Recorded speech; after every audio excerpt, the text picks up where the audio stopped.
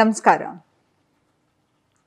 ಇವತ್ತು ನಾನು ಯಾವ ಟಾಪಿಕ್ ಬಗ್ಗೆ ಮಾತಾಡ್ತಾ ಇದ್ದೀನಪ್ಪ ಅಂತ ಹೇಳಿದ್ರೆ, ನೀವು ನಿಮ್ಮ ಎಕ್ಸ್ ಜೊತೆ ಬ್ರೇಕಪ್ ಆಗಿ 1 ವರ್ಷ ಆಗಿರುತ್ತೆ ಅಥವಾ 6 ತಿಂಗಳಾಗಿರುತ್ತೆ. ಆದರೂ ಕೂಡ ಆ ವ್ಯಕ್ತಿಯನ್ನು ಮರೆಯೋಕ್ಕೆ ಸಾಧ್ಯ ಆಗ್ತಾ ಇಲ್ಲ. ಏನಕ್ಕೆ ಹೀಗಾಗ್ತಾ ಇದೆ? ಮತ್ತೆ ಇನ್ನೊಂದು ಹೊಸ ರಿಲೇಷನ್‌ಶಿಪ್ಪಿಗೆ ಹೋಗಬೇಕು ಅಂತ ಹೇಳಿದ್ರು ನನ್ನ ಮನಸ್ಸು ಒಪ್ತಿಲ್ಲ. ಆದರೆ ಈ ವ್ಯಕ್ತಿ ಆಲ್ರೆಡಿ ಬೇರೆಯವ್ರ ಜೊತೆ ಸಂಬಂಧದಲ್ಲಿದ್ದಾರೆ. ಅವ್ರು ಯಾರ ಜೊತೆ ಇದ್ದಾರೆ ಅಂತ ಕೇಳೋದಕ್ಕೆ ಮನಸ್ಸಿಗೆ ಎಷ್ಟು ನೋವಾಗುತ್ತೆ. ಆದರೆ ನಿಜವಾಗ್ಲೂ ಈ ವ್ಯಕ್ತಿ ನಿಮ್ಮ ಲೈಫಲ್ಲಿ ಬಂದಿದ್ದು ಯಾಕೆ?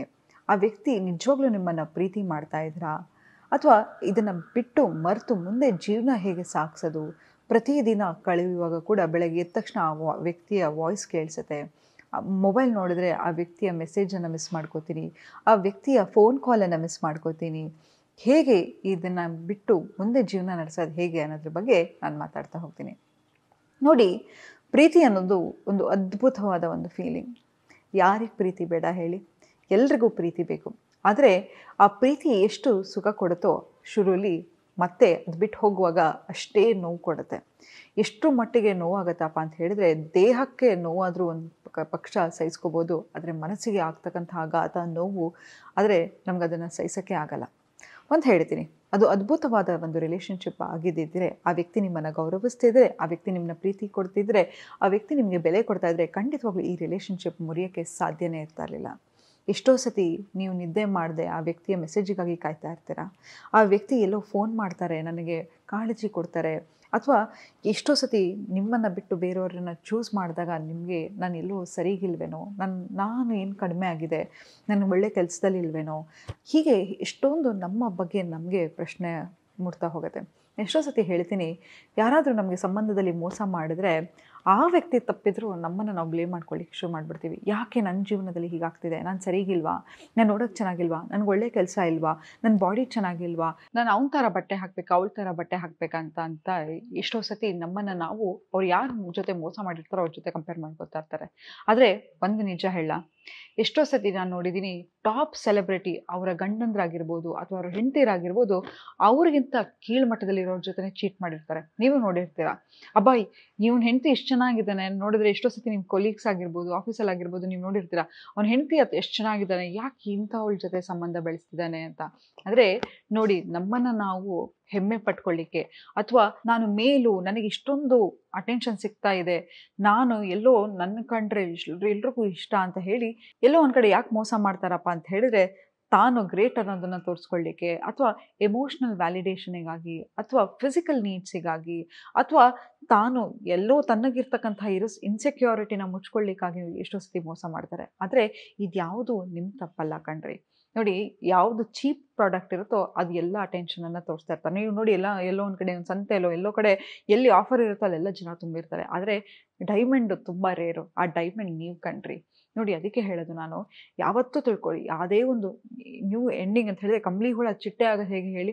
ಆ ಕಂಬಳಿ ಹುಳ ಸ್ಟೇಜನ್ನು ಕಳೆದ ನಂತರ ಅದು ಒಂದು ಬಣ್ಣದ ಚಿಟ್ಟೆ ಆಗ್ತಾ ಹೋಗುತ್ತೆ. ಹಾಗೆ ನಿಮ್ಮ ಜೀವನದಲ್ಲೂ ಇವರು ಬಂದಿದ್ದು ಒಂದು ಪಾಠ ಕಲಿಸ್ಲಿಕ್ಕೆ.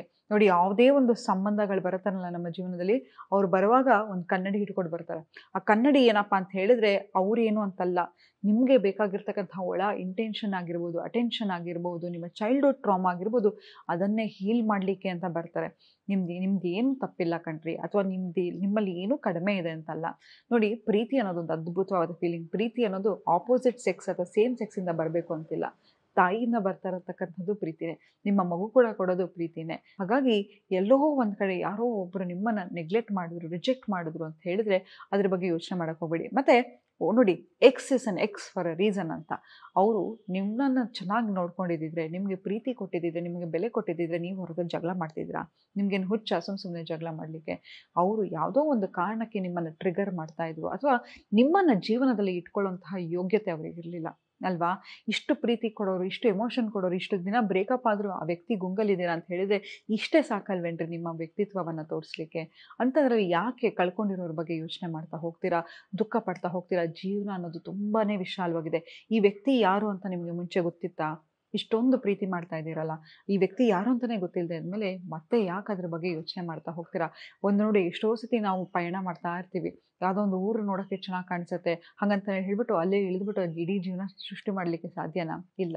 ನಿಮ್ಮ ಡೆಸ್ಟಿನೇಷನ್ ಎಲ್ಲಿರುತ್ತೋ ಅಲ್ಲಿಗೆ ನೀವು ಹೋಗಲೇಬೇಕು. ನಿಮಗಾಗಿ ಯಾರೋ ಒಬ್ರು ಕಾಯ್ತಾ ಇರ್ತಾರೆ ಡೆಸ್ಟಿನೇಷನಲ್ಲಿ. ಹಾಗೆ ನಿಮಗೋಸ್ಕರ ಬರ್ತಕ್ಕಂತಹ ಯಾವತ್ತೇ ತಿಳ್ಕೊಳ್ಳಿ, ಟೈಮ್ ಕಡಿಮೆ ಅಥವಾ ಟೈಮ್ ನಿಮಗೆ ಬೇಕಾಗಿದ್ದ ಟೈಮಲ್ಲಿ ಭಗವಂತ ಕೊಡದೇ ಇರ್ಬೋದು. ಆದರೆ ಆ ಬರ್ತಕ್ಕಂತಹ ವ್ಯಕ್ತಿ ಎಷ್ಟರ ಮಟ್ಟಿಗೆ ನಿಮ್ಮ ಜೀವನವನ್ನು ಬದಲಾಯಿಸ್ತಾರೆ ಅಂತ ಹೇಳಿದ್ರೆ, ನಿಮಗೆ ಪ್ರೀತಿ, ಸಂತೋಷ, ಖುಷಿ ಎಲ್ಲವನ್ನೂ ಆ ಸಂಬಂಧ ತಂದುಕೊಡುತ್ತೆ. ಇದು ಯಾವುದು ಹೋಗಿದೆಯೋ ಎಕ್ಸಾಂಪಲ್, ಯಾವುದೋ ಒಂದು ಫ್ರಿಡ್ಜಲ್ಲಿ ಒಂದು ಚೆನ್ನಾಗಿರೋ ಆಹಾರ ಮಾಡಿರ್ತೀರ, ಅದು ಅಡುಗೆ ತುಂಬ ಚೆನ್ನಾಗಿರುತ್ತೆ. ಆಹಾರ ಇಟ್ಬಿಟ್ಟು ಇಡೀ ವರ್ಷ ತಿನ್ನಬೇಕು ಅಂತ ಹೇಳಿದ್ರೆ ತಿನ್ನಲಿಕ್ಕೆ ಸಾಧ್ಯನಾ? ಫ್ರಿಡ್ಜಲ್ಲಿ ಇಟ್ಟರು ಏನೇ ಇಟ್ಟರು ಆ ಫ್ರೆಶ್ನೆಸ್ ಇರಲ್ಲ. ಹಾಗೆ ಮತ್ತೆ ಇದೇ ವ್ಯಕ್ತಿ ನಿಮ್ಮ ಜೀವನದಲ್ಲಿ ವಾಪಸ್ ಬಂದರೆ ಕೂಡ ನಿಮ್ಮ ಮಧ್ಯೆ ಯಾವುದೇ ಥರ ಬ್ಯಾಂಡ್ ವಿಡ್ತ್ ಆಗಿರ್ಬೋದು, ಆ ಗ್ಯಾಪ್ ಆಗಿರ್ಬೋದು, ಅದೆಲ್ಲ ಮನಸ್ತಾಪ ಆಗಿರ್ಬೋದು, ಅದೆಲ್ಲವೂ ಇನ್ನೂ ಜಾಸ್ತಿ ಆಗ್ತಾ ಹೋಗುತ್ತೆ. ನೋಡಿ, ನಿಮಗೆ ಅಷ್ಟು ನೋಡಿ ಯಾವತ್ತೂ ತಿಳ್ಕೊಳ್ಳಿ, ಒಂದು ವ್ಯಕ್ತಿಯ ನಿಜವಾದ ವ್ಯಕ್ತಿತ್ವ ಗೊತ್ತಾಗಬೇಕಾದ್ರೆ ಅವ್ರು ನಿಮ್ಮಿಂದ ದೂರ ಹೋಗುವಾಗ ಯಾವ ರೀತಿ ಹೋಗಿರ್ತಾರೆ ಅದು ಆ ವ್ಯಕ್ತಿತ್ವವನ್ನು ತೋರಿಸ್ತಾ ಹೋಗುತ್ತೆ. ಹಾಗಾಗಿ ಒಂದು ಹೇಳ್ತೀನಿ, ಯಾರೇ ಆ ವ್ಯಕ್ತಿಯ ಬಗ್ಗೆ ಮಾತಾಡಕ್ಕೆ ಬಂದರು ಅಥವಾ ನೀವು ಸೋಷಿಯಲ್ ಮೀಡಿಯಾದಲ್ಲಿ ನೋಡೋದಾಗಿರ್ಬೋದು, ಅವರ ವಾಯ್ಸ್ ನೋಟ್ ಕೇಳೋದಾಗಿರ್ಬೋದು, ಆ ಮೆಸೇಜನ್ನು ಪದೇ ಪದೇ ಓದೋದಾಗಿದ್ದು ಯಾವುದನ್ನು ಮಾಡಬೇಡಿ. ಹೇಗೆ ನಾವು ಫಿಸಿಕಲಿ ಡಯಟ್ ಮಾಡ್ತೀವಲ್ವ ನಮ್ಮ ದೇಹಕ್ಕೆ, ಯಾವಾಗಾದರೂ ಡಾಕ್ಟರ್ ಪಥ್ಯದಲ್ಲಿ ಇರಬೇಕು ಅಂತ ಹೇಳಿದ್ರೆ ಏನು ತಿನ್ನಬೇಕು ಏನು ತಿನ್ನಬಾರ್ದು ಎಲ್ಲವನ್ನು ಬಿಟ್ಬಿಡ್ತೀವಲ್ಲ, ಹಾಗೆ ನಿಮ್ಮ ಮನಸ್ಸನ್ನು ಸ್ಥಿಮಿತದಲ್ಲಿ ಇಟ್ಕೊಂಡು ಈ ವ್ಯಕ್ತಿಯ ಮೆಸೇಜ್ ಆಗಿರ್ಬೋದು, ಫೋನ್ ಕಾಲ್ ಆಗಿರ್ಬೋದು, ಫೋಟೋ ಆಗಿರ್ಬೋದು, ಆ ವಾಯ್ಸನ್ನು ಕೇಳೋದಾಗಿರ್ಬೋದು ಅಥವಾ ಅವ್ರ ಬಗ್ಗೆ ಮಾತಾಡೋದಾಗಿರ್ಬೋದು, ಇದೆಲ್ಲವನ್ನು ಕಂಪ್ಲೀಟ್ 100% ಸ್ಟಾಪ್ ಮಾಡಿಬಿಡಿ. ಖಂಡಿತವಾಗ್ಲೂ 1 ತಿಂಗಳು ಟ್ರೈ ಮಾಡಿ ನೋಡಿ. ಪ್ರತಿ ಸತಿ ಆ ವ್ಯಕ್ತಿಯ ನೆನಪು ಆದಾಗ ಆ ವ್ಯಕ್ತಿ ಮಾಡಿರ್ತಕ್ಕಂತಹ ಅವಮಾನ ಆಗಿರ್ಬೋದು, ಮೋಸ ಆಗಿರ್ಬೋದು, ಎಲ್ಲವನ್ನು ಒಂದು ಮೊಬೈಲಲ್ಲಿ ಬರೆದಿಟ್ಕೊಂಡ್ಬಿಟ್ಟಿರಿ. ಆಗ ಪ್ರತಿ ಸತಿ ಆ ವ್ಯಕ್ತಿಗೆ ಫೋನ್ ಮಾಡಬೇಕು ಅಥವಾ ಮೆಸೇಜ್ ಮಾಡಬೇಕು, ಅವರನ್ನು ಮಿಸ್ ಮಾಡ್ಕೋತಾ ಇದ್ದೀನಿ ಅನಿಸ್ದಾಗೆಲ್ಲ ಇದನ್ನು ಓದ್ತಾ ಇರಿ. ನೋಡಿ, ನೀವು ಅದ್ಭುತವಾದ ವ್ಯಕ್ತಿ. ನಿಮಗೆ ಬೆಲೆ ಕೊಡೋರು ಬರೋ ತನಕ ಸಿಂಗಲ್ ಆಗಿದ್ರು ಪರವಾಗಿಲ್ಲ, ಡಿಗ್ನಿಟಿಯಿಂದ ಇರಬೇಕು ಅಂತ ಹೇಳ್ತಾ ಇವತ್ತಿನ ಸಂಚಿಕೆಯನ್ನು ಮುಕ್ತಾಯಗೊಳಿಸ್ತಿದ್ದೀನಿ. ಧನ್ಯವಾದಗಳು.